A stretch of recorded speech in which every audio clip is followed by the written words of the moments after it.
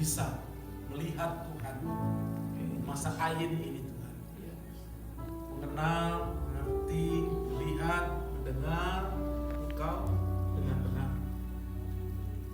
Kami butuh penolong, kami butuh Tuhan sendiri yang mereveal buat kami. Tapi biarlah kami bijaksana untuk melihat waktu yang sudah makin sangat sempit ini, supaya kami mempergunakan waktu kami dengan sebaik-baiknya, mempergunakan waktu kami dengan sungguh-sungguh, dengan bijaksana. Ajar kami kembali siang hari ini Tuhan, apa yang Tuhan mau untuk kami mengerti, apa yang Tuhan mau untuk kami pahami, dan apa yang Tuhan mau untuk kami ketahui tentang apa yang kami perlukan pagi hari ini. Bicara dan urapi, biar Roh-Mu yang kudus memimpin dan memberikan hikmat buat kami. Tuhan yang baik, terima kasih. Kami serahkan waktu-waktu kami dalam tangan pengasihan Tuhan, untuk dipimpin selalu oleh Tuhan. Terpujilah nama Tuhan kekal selama-lamanya. Siap mendengar firman-Mu, pakai hamba-Mu jadi alat-Mu, ya juru bicara-Mu. Semua kami termasuk aku merendahkan hati dan diri kami di hadapan Tuhan, sebab hanya Engkau yang layak ditinggikan. Di dalam nama Tuhan Yesus kami berdoa, kami mengucap syukur. Siap terima firman Tuhan, sama-sama katakan amin. Terima kasih. Shalom. Shalom. Di nama Tuhan kita boleh bersama kembali.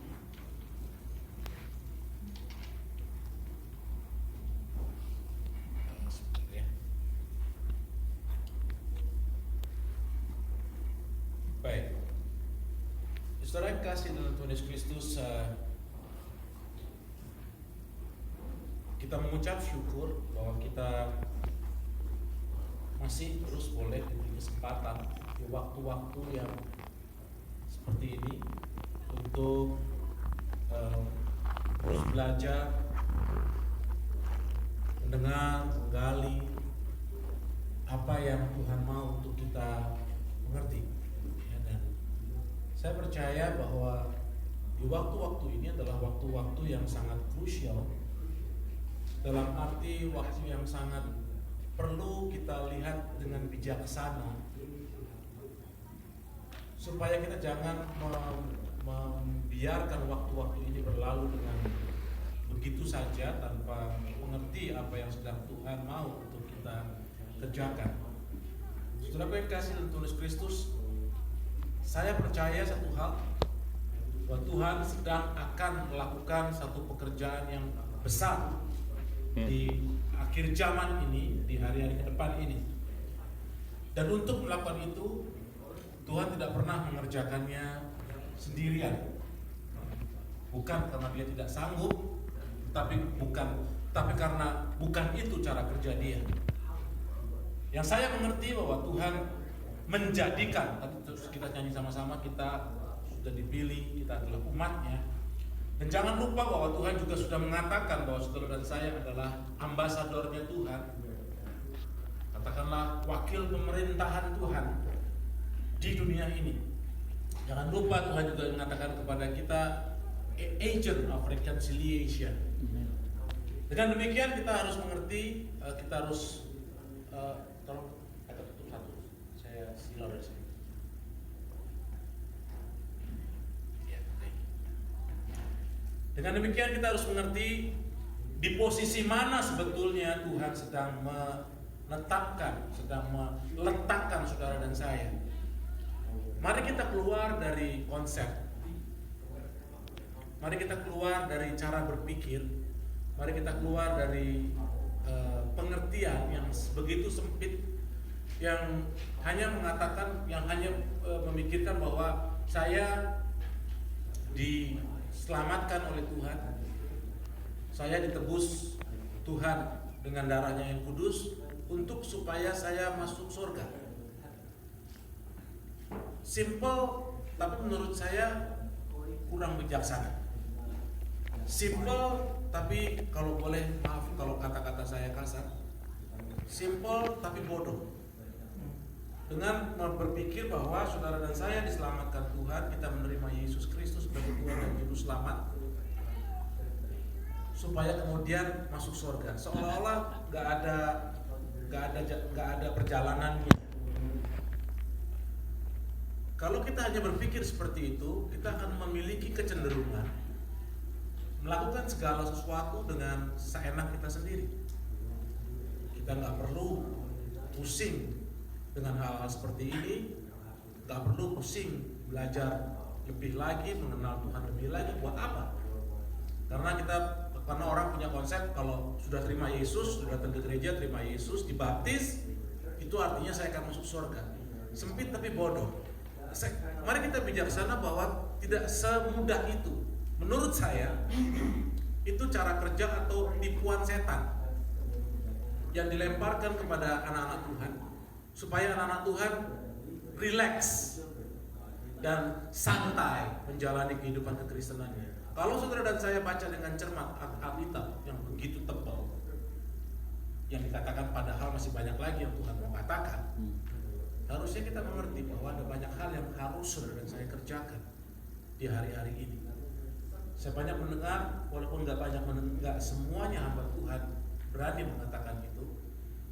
Kalau hamba Tuhan hanya ingin mengajarkan hidup yang enak, yang tenang, hidup yang santai karena semua sudah ditanggung Tuhan, menurut saya itu menjebloskan umat percaya. Saudara dan saya harus mengerti. Saudara dan saya harus mengerti bahwa selama hidup di dunia ini kita numpang, itu kata firman Tuhan. Numpang bukan cuma sekedar numpang tidur, makan dan kerja, tapi numpang untuk melakukan sesuatu bagi kemuliaan nama Tuhan. Melakukan sesuatu supaya nama Tuhan dipermuliakan. Melakukan sesuatu supaya banyak orang akhirnya boleh mengenal Tuhan.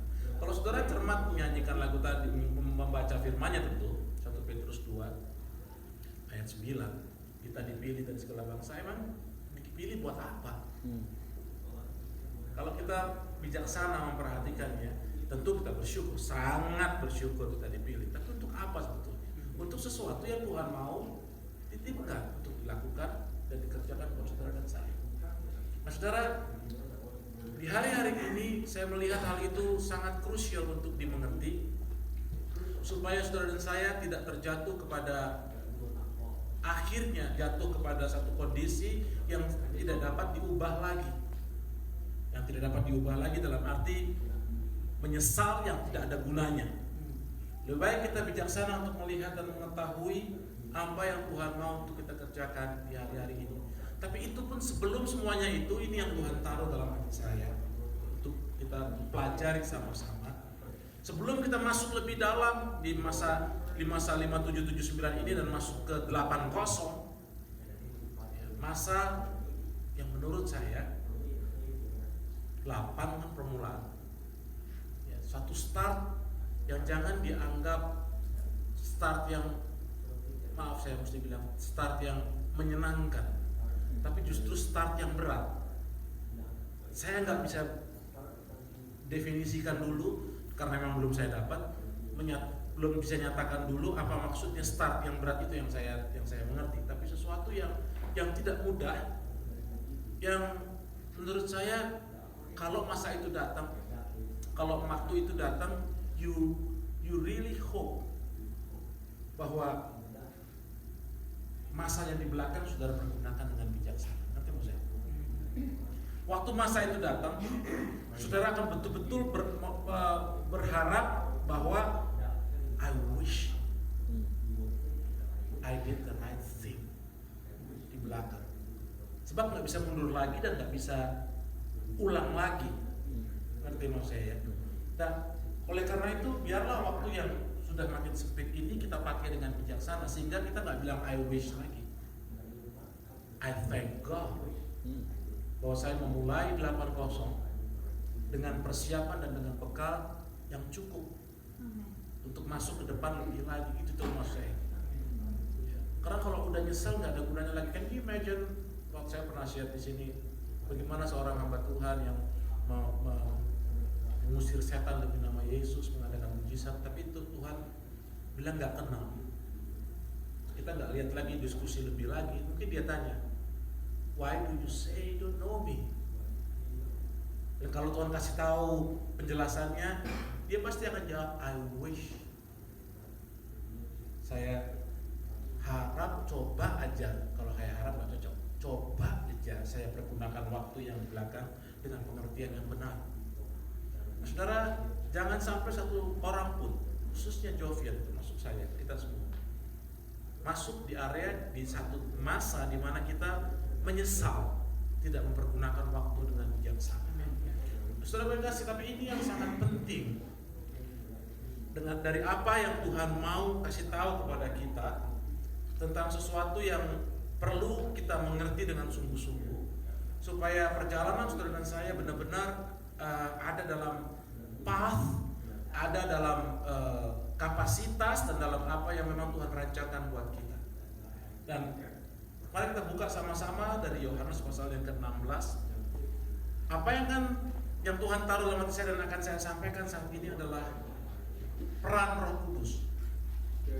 Peran Roh Kudus. Ya, apa tuh bahasa Inggrisnya? Peran Roh Kudus. Spiritual weapon. Perang. Not war.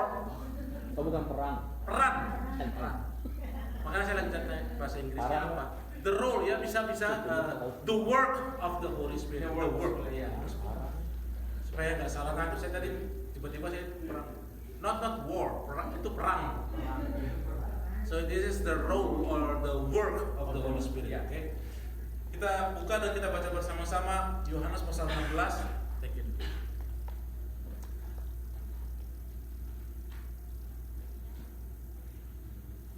Oke, kita baca dari ayat yang ke-5 sampai ayat yang ke-15. Kita baca sama-sama. Either you read it in Indonesian or in English. It doesn't matter. Saudara baca dari Yohanes pasal 16 ayat yang ke-5 sampai ayat yang ke-15. Kita membaca firman Tuhan ini bersama-sama. Oke. Siap, 1, 2, 3. Tetapi sekarang aku pergi kepada Dia yang telah mengutus aku, dan tiada seorang pun di antara kamu yang bertanya kepadaku, "Mana kau pergi?" Tapi karena aku mengatakan hal itu kepadamu, sebab itu hatimu bersukacita.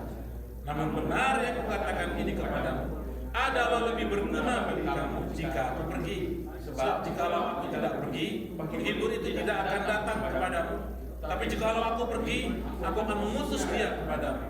Dan kalau Ia datang, Ia akan menginsafkan dunia akan dosa, kebenaran, dan penghakiman. Akan dosa karena mereka tetap tidak percaya kepadaku. Akan kebenaran karena aku pergi kepada Bapa dan kamu tidak melihat aku lagi. Akan penghakiman karena penguasa dunia ini telah dihukum. Masih banyak hal yang harus kukatakan kepadamu, tapi sekarang kamu belum dapat menanggungnya. Tapi bila Ia datang, yaitu Roh kebenaran, Ia akan memimpin kamu ke dalam seluruh kebenaran, sebab Ia tidak akan berkata-kata dari dirinya sendiri, tapi segala sesuatu yang didengarnya, itulah yang akan dikatakannya, dan Ia akan memberitakan kepadamu hal-hal yang akan datang. Ia akan memuliakan aku, sebab Ia akan memberitakan kepadamu apa yang diterimanya daripada segala sesuatu yang Bapa punya adalah aku punya. Sebab itu aku berkata, Ia akan memberitakan kepadamu apa yang diterimanya daripada. Haleluya. Puji Tuhan. I'm going to need the amplified this EMP. Eric, tolong ya.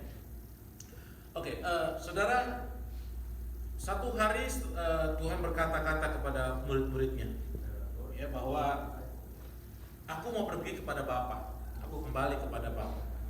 Dan dikatakan dalam firman Tuhan ini lebih berguna buat kamu kalau aku pergi, karena kalau aku pergi, aku akan memberikan Roh Kudusku kepadamu.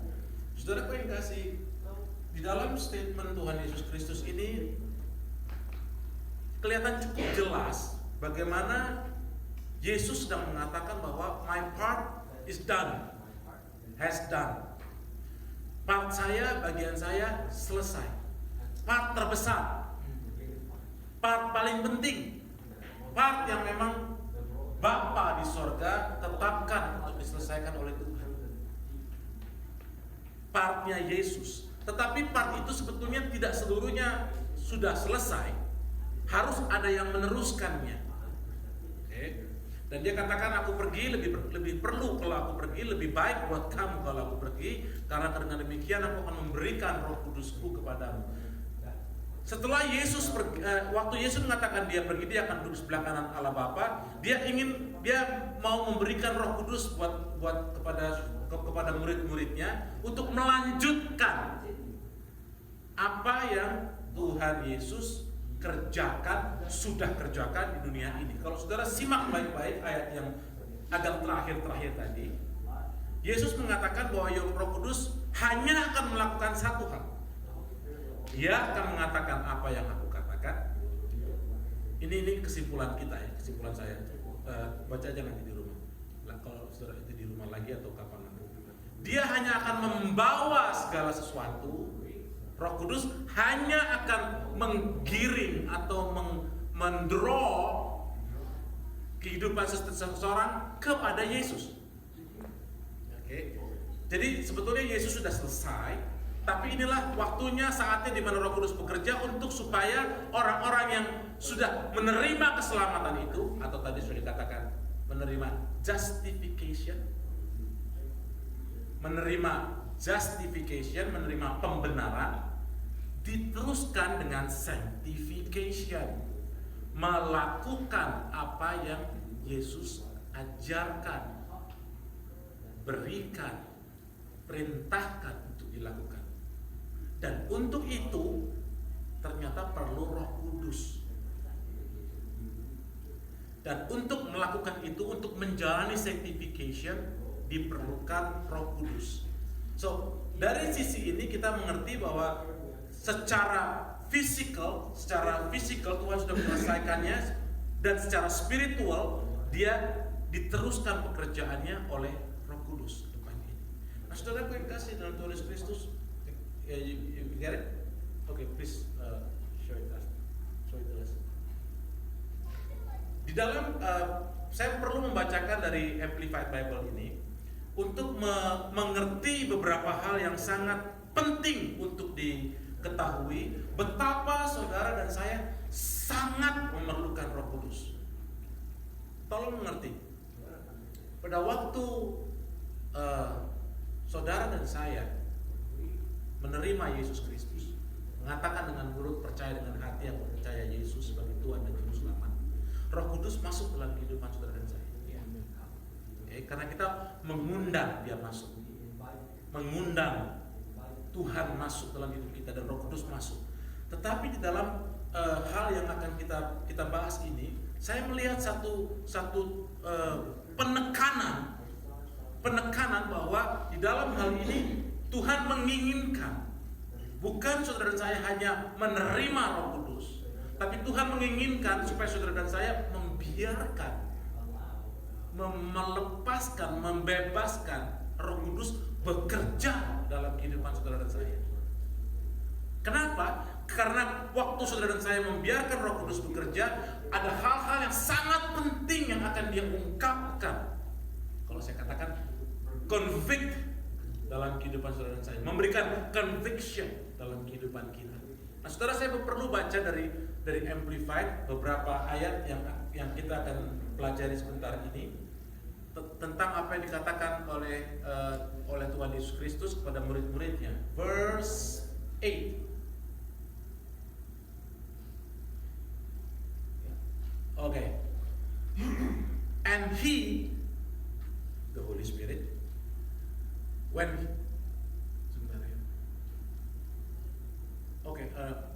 before it, 7. Okay.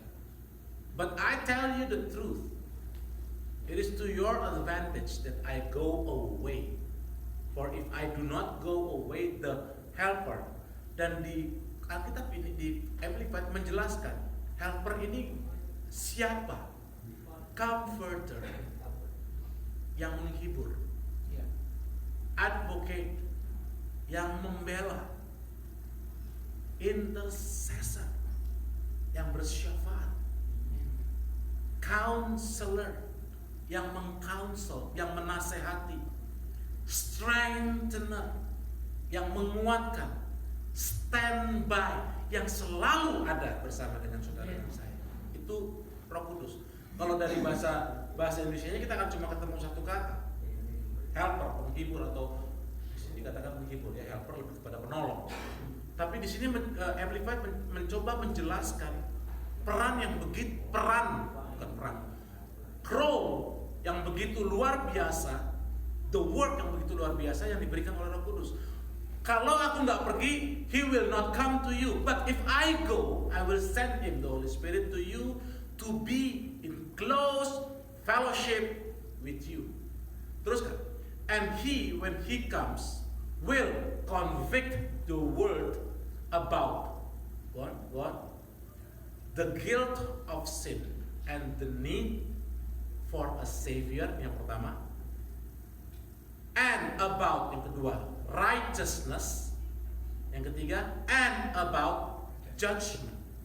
Ayat 9 bilang begini, about sin and the true nature of it, because they do not believe in me and my message. About righteousness, personal integrity and godly character, because I am going to my Father and you will no longer see me. Ayat 11.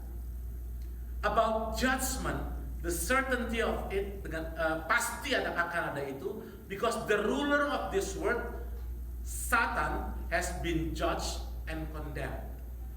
Ada 3 pekerjaan yang saudara saya perlu simak baik-baik tentang Roh Kudus ini. Waktu kita mulai belajar dan mendengar, saya merindukan, saudara saya menangkap, sehingga walaupun kita yakin, kita tahu Roh Kudus sudah ada dalam diri kita,